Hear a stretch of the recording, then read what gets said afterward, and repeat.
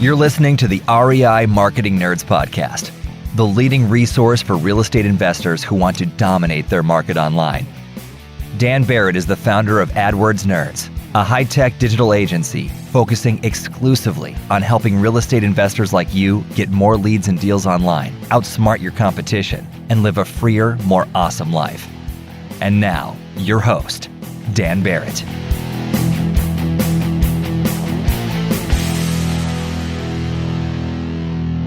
Welcome to this week's episode of the REI Marketing Nerds Podcast. As always, this is Daniel Barrett here from AdWordsNerds.com. And look, if you need more leads and deals online for your real estate investing business, you know where to go. It's AdWordsNerds.com. We have been in the game for over a decade now, and there's a reason for that. So come and check us out, AdWordsNerds.com. All right. This week, I have a truly excellent interview with one Dave Seymour. Now, you may have seen Dave on the show Flipping Boston, which is pretty wild to me, but Dave is much more than a TV investor. He is an incredibly thoughtful person. He's got a truly amazing story of pulling himself up by his own bootstraps, creating his own real estate investing company, becoming successful in an incredibly trying time where everyone said it was impossible, it was too competitive, all those things that might sound familiar to you today. He has gone through them and has gone on to create a really interesting company, which is freedomventure.com. freedomventure.com. You can go and check out what he's doing over there. Dave is an incredibly gracious guest. He's very free with his life lessons and his experience, and you're going to get a ton out of it. So without any further ado, let's jump into my interview with Dave Seymour from freedomventure.com. Dave Seymour, welcome to the show, man. Happy to have you here. Hey, Dan. Pleasure to be here, brother. Thanks for having me. Thanks for asking. Let's do this. Let's rock and roll, right? Yeah, well, it is my pleasure. You know, I always say like the podcast is like probably the most selfish thing I do. No, I mean, at least in terms of the business, because I just get to bring on people that I think are doing cool stuff and it'll be fun to talk to. So I'm really looking forward to it. For people who don't know you and don't know Freedom Venture, give people like the 30,000 foot overview of you and what you do. Yeah, sure. Look, real estate's been a journey. I started in the single family business after 16 years as a firefighter and a paramedic. I worked just north of Boston. The accent's a little bizarre. I was born in London. I emigrated in 1986, following my first wife of three.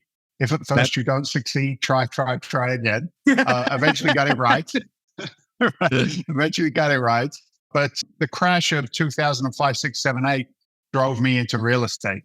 And I learned, from being in the construction world, I learned that, there's two ways to look at a real estate transaction. You can look from the buy-sell side of Mr. and Mrs. Smith buying a house, Mr. and Mrs. Jones selling a house, which is okay if you're a broker, highly stressful for the buyer and the seller. And then there were these guys and girls who showed up in nicer cars than me while I was digging ditches in Boston. They showed up in nicer cars, wearing nicer clothes. They were drinking a hot latte while I was on an iced coffee in January on a construction site. And they seemed to have some smiles on their faces. I remember it like it was yesterday. I'm talking to one of the guys on the job. I'm like, "Oh, Bobby, who's that?" And I'm pointing, right? She's got the high heel shoes on and she's driving the Mercedes Benz. And I'm like, "Who's that?" He goes, "That's whatever. I can't remember." And he goes, "She's the investor." I go, "The what?" "The investor." I go, "Well, what's that?" "Well, she buys the house when it's crappy. We fix it up. We make a little bit of money. She makes a lot of money when she sells it." So I kind of sidle up to her. Like, I'm trying to be my smooth possible self, and I'm asking questions. And I'll let you in on a little secret, my friend. It was when the light light came down, because I realized this lady wasn't that smart. She wasn't. And it put me on a trajectory to learn this business. And I learned it through the seminar world, 2008, 9, 10, 11. Everybody else is running away from real estate, and I'm running towards it. It's kind of like a firefighting analogy. And that's just propelled me into what I do today in private equity and doing larger projects, primarily down in Florida.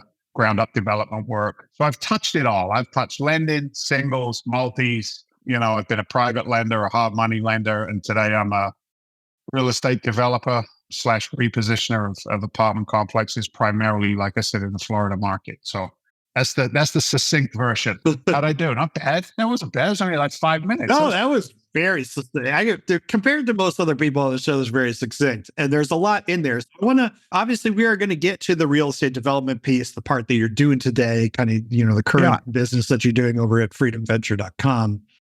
But I want to take a minute to ask about your background before you got into real estate. So you mentioned that you were doing firefighting, you're doing paramedics. So I wanted to ask about that experience. Obviously, you're not doing that anymore, but my sense of that kind of work is that you're going to learn things about the way the world works, how people are just generally, that you're going to take into your life today. I'm curious, like looking back at that time, was there anything from your time as a firefighter, as a paramedic, that you kind of still take with you today, either a way of seeing the world or like, I don't know, what did you take from that experience? That's a great question. It's I like the way you frame it as well, because everything that we do and everything that we have and everything we aspire to be is a result of what we did yesterday, the day before, the day before, the day before, right? So I believe God is good. He gives us like these lessons, these. I use the term incipient quite often because incipient is what we use in the fire service, which means beginning or start, right? The incipient phase of a fire. What was the spark that lit the fire? So, the fire service was a fantastic playground, if you will, or learning facility for business and real estate, in the sense of, I got to see that we could go from the emotional side of people, right? And then we can also go from the side of construction and the actual sticks and bricks of real estate. I learned that there are a lot of Mickey Mouse do-it-yourself homeowners out there who, they watch an episode on HGTV and, the wife wants or the husband wants to put in that new fan box in the ceiling in the bathroom. So they start the project and they're feeling pretty good up until the point that they're supposed to put a vent in the attic to the outside to take the hot air out of the bathroom. Then they quit and they go, forget it. And they just leave the vent up in the attic. And, for us as investors later on, they create that magical word of mold, because mold is gold, right? We know that. So that seems like a silly answer to a deeper question, but it's like I got to learn that we can bring a lot of value as investors to a homeowner who's in a period of distress when they've, botched their home. They haven't pulled permits. They haven't done things the correct way. And then we can come in as investors with some intelligence and the right team, fix those problems, either take it off their hand, maybe run a construction arm of your company so that you can help people in that concept or that aspect of the business. So that was always good. But for me, one of my mentors said to me early on in my career, he said, David, stop looking for deals and start looking for people. I went, what? No, the money's in the deal. The money's in the deal. He goes, no, it's not. He said, start looking for people. He said, find people who can mentor, coach, help, and guide you. He said, and then once you've got that solidified, once you've built that team around you, he said, always be in a room with people smarter than you. Don't ever be the smartest person in the room. Always try to elevate your surroundings. He said, and then go out into this marketplace as real estate investors to look for people we can help. And it's a self-centric world in which we live today. You know what I mean? Especially you get on social media and you compare your insides to somebody else's outsides, and it's just a shit show out there. It really is. So if I can keep it down to the simplicity of who can I help with the skill sets that I have, then I'm able to go out and do some good work. So it was, short sales and loan modifications and, all the massive amounts of work we did 2009, 10, when Wall Street came in and decimated our housing economy. So I bring that again, framing around your question of fire department. I love the camaraderie of the fire department. I love being the big dog, right? I like to be the first guy in the building. I wanted to be the last guy out. But nothing I did was solo. In the fire service, we have a rule that says 2 in, 2 out, right? 2 men in, 2 men out. You never leave somebody behind. You don't go alone. And then you carry that and the amount of repetitive drilling that we did in the fire service, evolutions, right? Consistent, repetitive action so that it becomes second nature. So you bring those kinds of ideas into business and especially into real estate investing. So it's simple. Who can I help? How can I help them? Do I have the teams, the resources, and the skill set to help them? Help them. And guess what? The money comes afterwards. People first, profit second. So that's, again, I don't want to get too out there on it, but it really is a philosophy that served me well. I wish I could tell you it served me well every single time. I'd be lying to you. The one thing that fails in any mechanism is human beings, brother. They just fail miserably. God bless them. And I choose as best I can not to get upset with it today, but help people, have the ability to help them, execute on that help, and the money follows afterwards. So, does that make sense? Yeah, that's kind of absolutely. how I look at it. Yeah. And I totally agree. I think I had a friend who also used to say it's like the weakest part of any system is the part that's human behavior. Right. So it's like, people will work all this time on changing their diet plan or, whatever, changing the structure that they're in, but they don't really ever work on the extent to which they actually stick to that plan or stick to whatever they're supposed to be doing to be consistent. Want to find motivated seller leads online, but don't know where to start? Download our free Motivated Seller Keyword Report today. AdWords nerds have spent over $5 million this year researching the most profitable keywords for finding motivated seller leads. And you can grab these exact keywords when you download our report at www.adwordsnerds.com/keywords.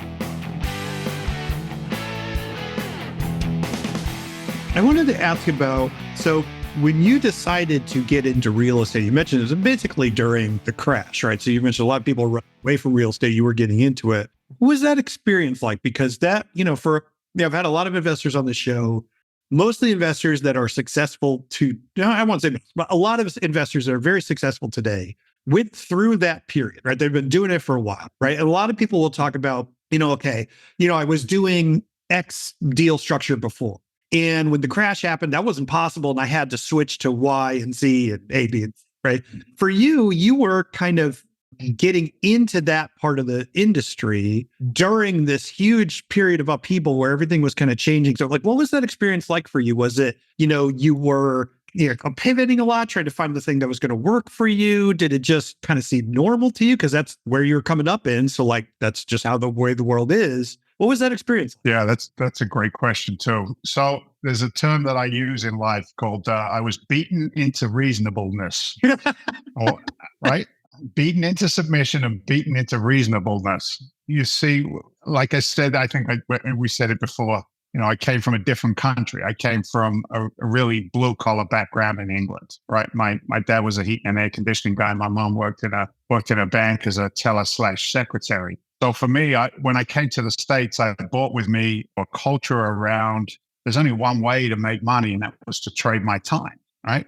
A doctor is still just an employee. He might earn $5,000 an hour, but if he doesn't trade his hour or her hour, they don't get that $5,000. It's a job, right? With financial illiteracy, which I was absolutely a card carrying member of, in that period of time, I found myself about $70,000 in unsecured credit card debt, cars, boats, leather coats, keeping up with the Joneses, 401k programs, following the rest of the sheep, right? I'm in the herd.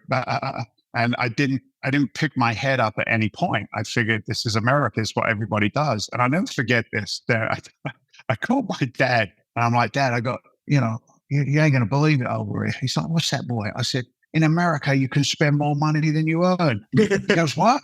He goes, that's illegal. I go, no, Dad, it's America. We're allowed. So I know there's humor in the delivery of that line, but think about it for a second. That's the majority of this freaking country, brother. It's like, just worry about, get it. Nah. You can now do a 7 and 8 year car loan because cars are so expensive and everybody's got to get a Tesla and we got to get a this and we got to get a Range Rover. So I had the cancer, right? I had that cancer. I had the cancer of more. So when you ask me what was it like getting into real estate, for me, I had no choices, brother. My house was in pre-foreclosure, $70,000 in unsecured credit card debt. And I wasn't just working as a firefighter and a medic. I was working full-time construction and I was working nights and weekends, retail security, pot roast police, as I call it today, working security and trading about 120 hours a week of my life for somebody else's money. So I said earlier on, wife of 3, right? If at first you don't succeed, well, there's a price that gets paid, my brother, for only being able to go one way. And that was the price of 2 marriages. There was a price of a relationship that I'm blessed to say I fixed today, which was with my now oldest boy. So now going into real estate, how did I end up in there? Yeah, I was on the construction site. And yeah, I met those people. But I was screaming and shouting at my God one day. And I'm like, I'm in my F-150 pickup truck. And I'm like, I'm losing my house. I'm working all these hours. I've got wreckage everywhere behind me. I'm like, you got to help me out, dude. I'm screaming at it. Don't wrestle with God, by the way. It's not a good bet. I'm wrestling with him. And I'm like, what the beep, beep, beep, beep. What's going on? I'm doing the right thing. And I said, help me. And it was probably the most genuine prayer I'd ever prayed in my life, Dan, to be frank with you, because it was a prayer of being beaten into reasonableness. I was beaten. I was a beaten man. And nothing. I didn't hear anything. No whispers on the wind, no lightning bolts, nothing. I'm crying like a baby. And I'm like, all right, I got to go home and tell my wife we got to leave. We got to go. I got no answers. And straight up, dude, I turned the ignition in my key and I was on a news radio station. And a commercial came on, Teach Me Foreclosure, a free 1.5-hour seminar coming to your neck of the woods. Learn financial literacy through stock investing and real estate and blah, blah, blah, blah, blah.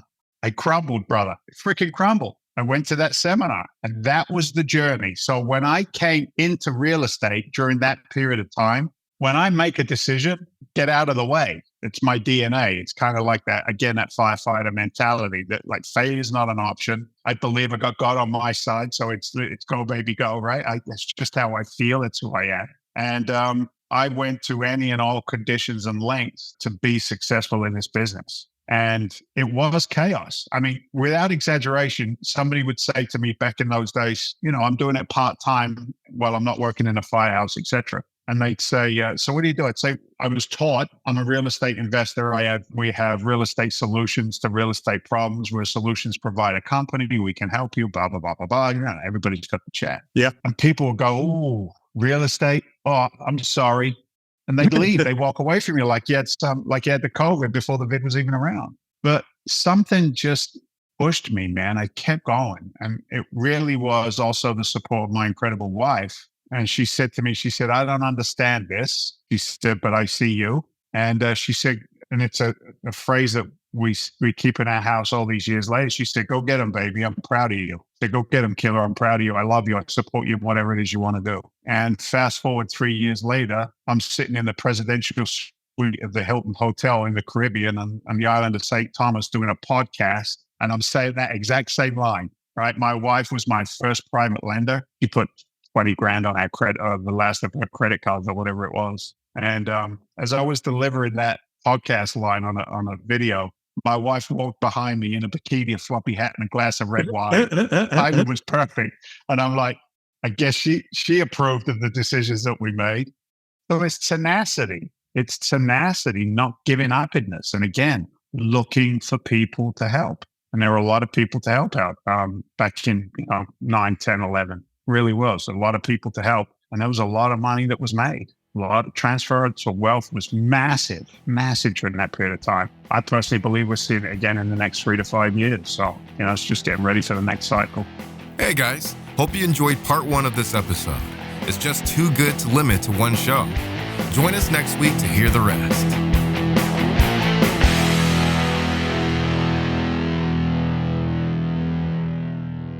This is thepodcastfactory.com.